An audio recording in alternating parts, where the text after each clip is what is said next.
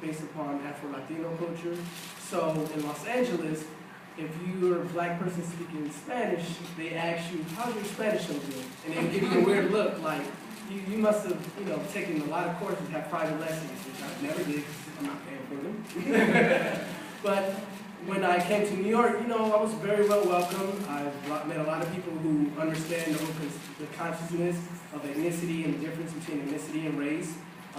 However, there's still ignorance about the Afro-Latino culture. So when I'm speaking about it, writing about it, doing any kind of activism on it, there is a strong consensus that, me identifying as Afro-Latino is me trying not to be black, or trying to say I'm better being black, which is not. It's just trying to show the diversity of blackness.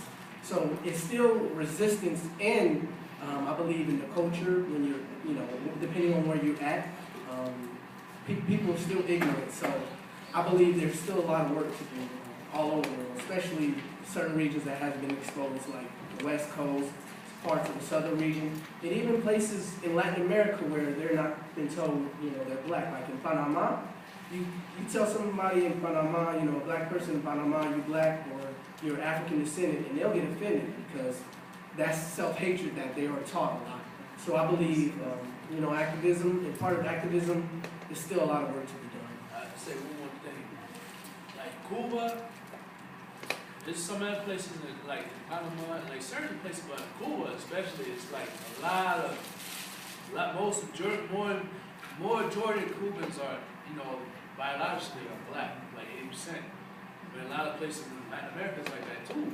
But coming down to it, people in Cuba is so much history of like overthrown of Spanish colonialism to like English United States imperialism that the people in Cuba is embracing to the African culture and being black, being from Africa and being Latino at the same time because we speak Spanish. So it's like they embrace Cuba, they embrace a lot of being like you should go to Cuba, try some way and go to Cuba and see how Cuba is very African. Being black, they embrace you. You've all been able to touch on this subject recently in what you said, and I kind of want to piggyback on exactly my next question, which is, what is your experience dealing with racism and or prejudice from both communities?